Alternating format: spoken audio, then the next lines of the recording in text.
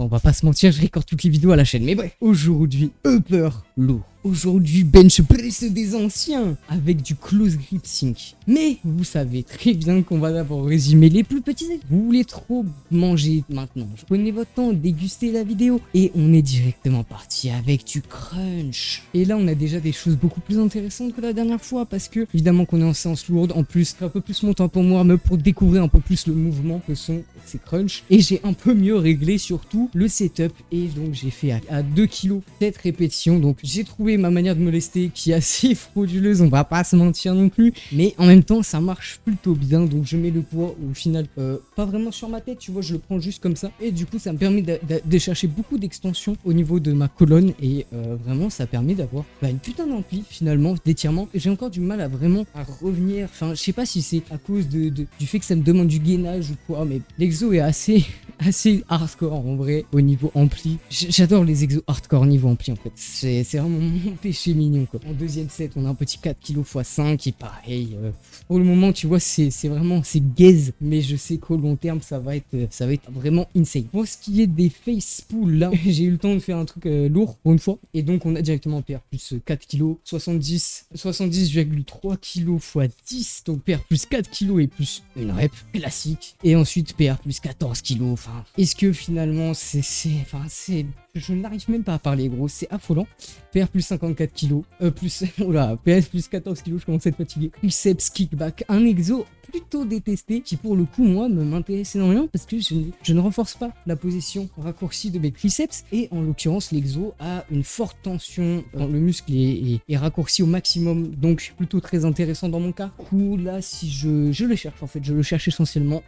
Voilà les aléas du pas direct, je pourrais couper mais j'ai pas envie pour une fois. Bref, du coup à 10 kg j'ai fait 7 reps et l'exo est très demandant hein, au niveau quand tu commences à charger, vraiment il est assez compliqué. Et en deuxième série j'ai fait un 8 kg x 11, pareil voilà, quand tu commences à charger en fait il devient assez compliqué hein. Les 2 sets normales, j'ai pas beaucoup de choses à dire après. On va passer au curl strict. Et curl strict déjà plus intéressante, déjà j'ai arrêté de vouloir prendre la barre super curl de con parce que je ne sais pas quel poids elle pèse et ça me stresse énormément, donc j'ai été sur ma bonne vieille barre EZ qui pèse 7,5 kg, là au moins j'en suis sûr. Et on a des trucs vraiment pas mal. Déjà, premier set, PR plus 250 grammes, mais surtout plus 2 reps. Alors, évidemment, je ne sais pas de quand date ce 40 kg x 2. Hein. Là, je peux pas vous dire si ça date, mais à mon avis, il doit dater. Et ensuite, en deuxième set, parce que à 40,25, je pensais vraiment en faire 2, voire même une, tu vois. Donc quand j'ai vu que j'ai réussi à en faire 4, waouh! Je me suis dit, ok, grave bien, on va aller chercher plus. Donc, j'ai mis 750 grammes de plus et j'ai fait 2 reps à 41 kg. Honnêtement, au curl, je suis pas si fort. Il y a moyen de gratter beaucoup, de encore beaucoup progresser. Est-ce que j'ai fait mon cycle de curl strict trop tôt? Peut-être pas. Parce qu'en vrai, il n'y a pas besoin d'être spécifique au curl strict pour le coup, pour être fort. Tu fléchis les poignets, bon, c'est pas si technique que ça, tu vois. Tu peux toujours rendre l'exo compliqué techniquement, mais en vrai, ça reste relativement ça. Et si tu deviens fondamentalement plus fort, bref, en troisième série, du coup, j'ai fait un 30 kg x 11. Pareil, je sais pas vraiment si c'est bien ou non, bah, ça me semble être dans la continuité. En 7RM, 8RM, je dois avoir 35 kg, donc ça semble pas déconnant. Mais vu que j'ai pas de référentiel, je peux pas vous dire si c'est un PR. Donc avant ça on a eu un exo, mon dieu les grinds que j'ai tapé sur celui-là, je m'en souviens. Overhead press OHP développé militaire à la barre. De toute façon ça porte beaucoup de noms finalement. Et directement premier set, PR plus 3 kg, plus 500 grammes et plus 3 reps. Ça dépend sur quel référentiel on base, si on se base sur le 52,5 sur le 50. Au final ça reste un PR quoi. Donc 53 kg, x 5 monstrueux. Surtout que sur... en fait ce mouvement s'approche très vite quand même du 100% PDC, ce qui fait très plaisir. Parce que ça reste un des objectifs que j'ai au moyen terme, enfin court moyen terme, d'avoir du coup ces 100% PDC. Je voulais les avoir d'ici septembre. Donc en vrai ça semble plutôt cohérent. Je pense qu'il y a moyen d'aller chercher ces 100% PDC avant la fin de l'été. Et en troisième série, on a un PR plus 500 grammes et plus une répétition avec un 43 kg x 10. Donc tranquillement, ça avance, ça progresse, ça fait du bien. On augmente les RM, on augmente le poids. Donc maintenant on arrive au hamthrow. Donc le hamthrow qui remplace rowing unilatéral de la machine. Pourquoi? Parce que la machine je l'ai pas trouvé top, j'ai pas trouvé la trajectoire très folle. Donc je préfère le faire aux haltères. Et l'avantage des haltères c'est que si je change de salle ou si je vais dans une autre salle, bah j'aurai toujours les mêmes haltères. Une machine, le poids est pas toujours le même. En plus ça dépend de une machine où tu mets tes poids, c'est une machine où les poids sont réglables, tu vois. Bref, c'est chiant, faut toujours voilà. Alors que je fais des haltères, je change de salle, c'est des haltères de 12, c'est des haltères de 12, hop basta, tu vois. En l'occurrence, j'ai fait donc toujours pour le moment sans sangle, je préfère le préciser. J'ai fait un 20 kg x5. Je pense pas que ça nerve tant que ça mes performances de ne pas avoir de sangle. Ça me permet surtout de renforcer un peu mon grip, ce qui est pas forcément mal. Et par contre, en deuxième set, c'est absolument fou. Parce que j'ai fait un PR plus 4 kg en 2 jours.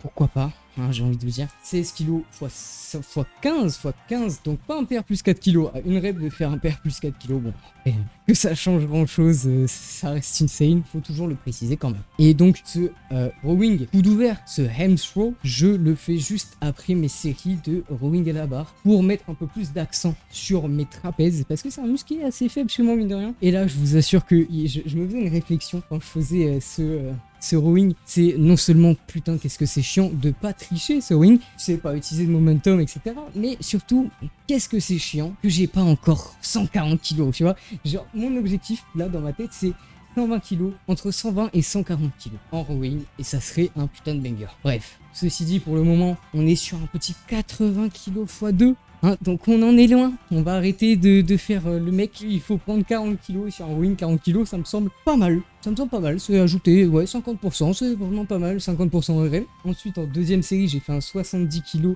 x 4. Et en 4 jours, j'ai amélioré mon 8RM, le faisant passer de 60 kg x 8 à 61 kg x 9, ce qui fait toujours plaisir. Les petits PR, on prend, c'est toujours mieux que de simplement remplir une case. Moi, je préfère, je trouve ça beaucoup plus gratifiant. Tu vois, tu te dis quand même qu'en 4 jours, putain, en 4 jours, j'ai fait plus 1 kg, plus une rep. Donc si en fait, tous les 4 jours, je fais ça, je vais devenir monstre, tu vois. Bon, évidemment, c'est pas aussi linéaire que ça. Encore que, des fois, le squat. Non, mais franchement, c'est assez fou. Quand on y pense, ce genre de PR, tu vois, c'est tellement proche. Moi, ce qui me choque pas tellement, c'est pas le PR qui me choque, tu vois, mais c'est la différence de temps entre, du coup, cette première tentative et cette deuxième tentative. 4 jours d'intervalle, genre, c'est fou, tu vois. Mais maintenant, on arrive sur le bench plus, bench close grip plus sync. Là, plus old school bench, tu peux pas, gros. Là, tu peux pas dire que t'as pas le max de ROM. Là, c'est vraiment tes ROM maxing. Tac, en plus, tu la laisses enfoncer. Je suis pas encore un très bon sinker. Ça se dit, je sync encore pas très bien, j'ai des lacunes, ma cage s'affaisse un petit peu, du coup mes avant-bras sont un peu plus devant et donc quand je repousse, forcément j'ai un peu plus de mal à ouvrir les coudes. Bref, je suis pas encore très bon avec cette mécanique. Ceci dit, je pense que sync, wet grip, plus du coup mes poignets un peu cassés, je peux clock instant, je serai un monstre à tester. Ceci étant dit, pour le moment, j'ai chargé 2 plates sur cette variante ultra old school. La variante des anciens et j'ai fait 2 reps. Voilà, hop de mic. Non, en vrai, en plus j'avais grave le seum parce que la troisième aurait pu passer si j'avais pas mis ce groove comme une merde à cause du sync. C'est tellement dur le sync, on s'en rend pas compte. Mais c'est vraiment une mécanique assez complexe. Et la deuxième série, pareil, je pense que c'est le sync qui m'a un peu limité. J'ai fait qu'un 92,5 x 3. Si on voit que c'est en deçà de ce que je peux faire, il aurait dû maximum aller en 4, en minimum aller en 4 mais bon. Et le troisième sec, lui, était beaucoup plus... C'est un banger, voilà, on peut se le dire, avec un 80 kg x 8, nickel, 80 kg x 8, full 75 a un peu bougé. Voilà, cette variante, je l'aime beaucoup, je pense que je la referai. Par contre, au bench, ouais, j'ai vraiment beaucoup de variantes. Beaucoup de variantes, putain. Ok, bench grip, touch and go, posé de bench grip. Max all bench weight grip, souris bench weight grip, posé de 5 CT bench weight grip, bench grip, touch and go, bench grip posé, 3-3-0 bench grip, all coude ouvert 5 CT bench grip, max all coude ouvert bench grip, bench lock grip plus 5. Et au moins, le jour où j'arrive pas à PR, tu vois, je sais que je peux aller chercher tout ce que je veux, tu vois, globalement. J'ai des tableaux qui datent du Moyen-Âge. En fait, je pense qu'il faut vraiment que je fasse un cycle en touch and go, par contre. ça serait marrant. Peut-être à la PCH. J'ai rien à dire de plus, c'était Saiki.